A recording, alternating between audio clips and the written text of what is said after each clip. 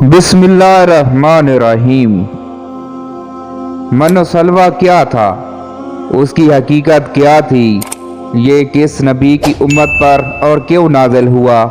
क्या मन सलवा जन्नत से नाजिल शुदा खाना था या फिर अल्लाह ताला ने ये दोनों चीज़ें ज़मीन से ही पैदा की थी? मन सलवा में जिस जानवर का गोश्त खाने के लिए मिलता था, बनी इसराइल की कौम 40 वर्ष तक एक ही मैदान में क्यों भटकती रही? अल्लाह ताला ने बनी इसराइल की कौम पर किन किन इनामात की बरसात बरसाई, उसके बावजूद वो कितने भटक गए और अल्लाह ताला की नाफरमानियों में क्यों पड़ गए? आज की हमारी वीडियो का यही मौजू होगा।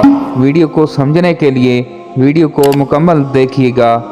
मोहतरम नाजरीन, बनी इसराइल एक ऐसी कौम गुजरी है कि जिस पर अल्लाह ताला ने बेशुमार अंबियाए कराम अलैहिस्सलाम भेजे, मगर ये कौम राह रास्त पर नहीं आई और अल्लाह की नाफरमानियों में मशगूल रही। अल्लाह ताला ने बनी इसराइल पर बेशुमार इनामात की बरसात फरमाई।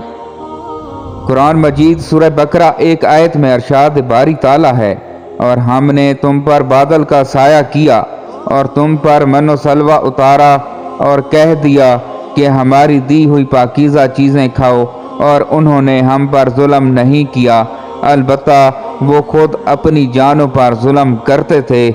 जब फ़िरौन दरियाए नील में गर्क हो गया तो अल्लाह ताला ने बनी इसराइल को हुक्म फरमाया कि कौम अमालका से जंग करके मुल्क शाम को आज़ाद करवाओ। चूँकि ये कौम नहायत जालिम और जंग की माहिर थी, इसके बावजूद इन 6 लाख बनी इसराइलियों ने जंग से इनकार कर दिया और इस नाफरमानी की ये सज़ा मिली कि वो 40 साल तक 27 मील के रकबे पर मुश्तमिल एक ही मैदान में भटकते रहे। वो लोग सामान उठाकर सारा दिन चलने के बाद रात एक जगह पर पहुंच जाते, और जब सुबह होती तो वो वही मौजूद होते जहां से चले थे। उस जगह को मैदान तैया यानी भटकने फिरने की जगह कहा जाता है। अल्लाह के पैगंबर हज़रत मूसा अलैहिस्सलाम भी इसी मैदान में तशरीफ़ फरमा थे।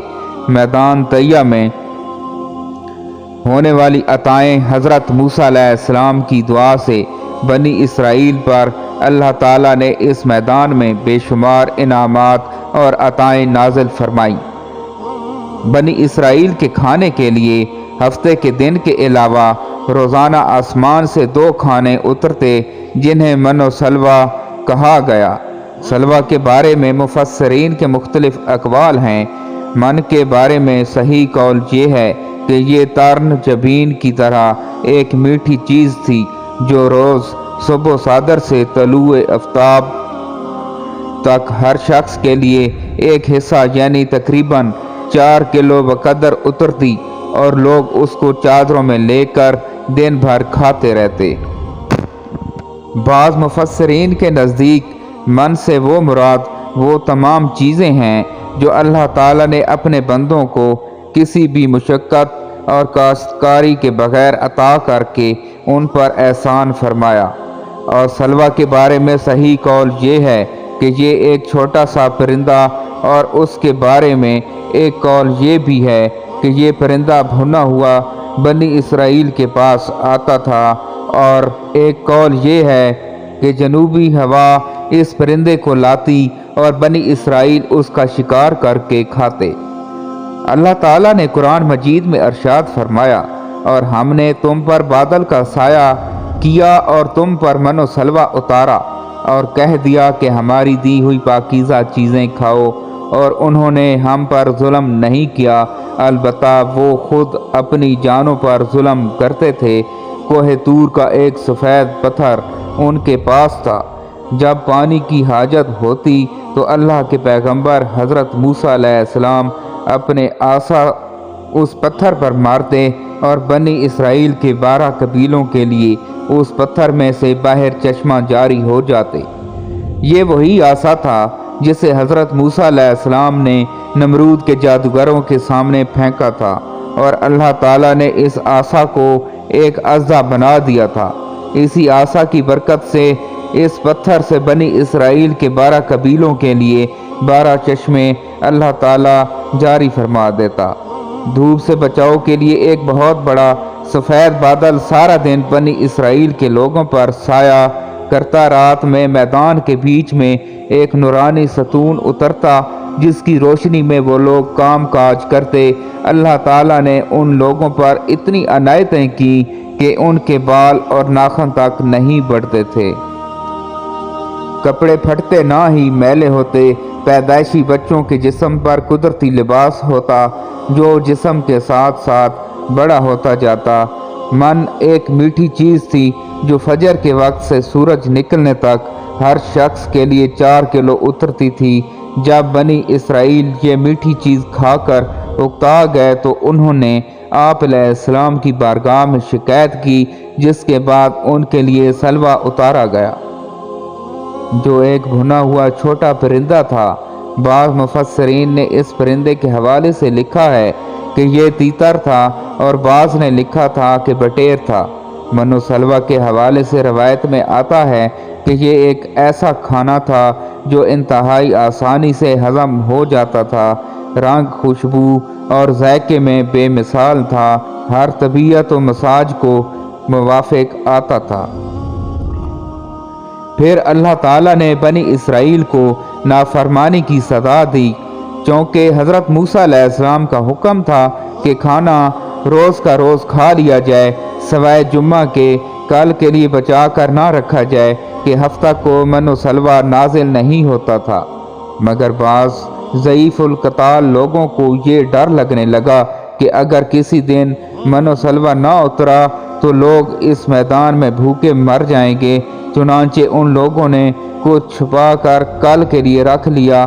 تو نبی کریم صلی اللہ علیہ وآلہ وسلم نے اس حوالے سے بڑی تفصیل سے بیان فرمایا کہ اللہ کے پیغمبر حضرت موسیٰ علیہ السلام کی اس نافرمانی سے ایسی نحوست پھیل گئی کہ جو کچھ لوگوں نے کل کے لیے جمع کیا تھا وہ سب سڑ گیا اور آئندہ کے لیے اس کا اترنا بند ہو گیا۔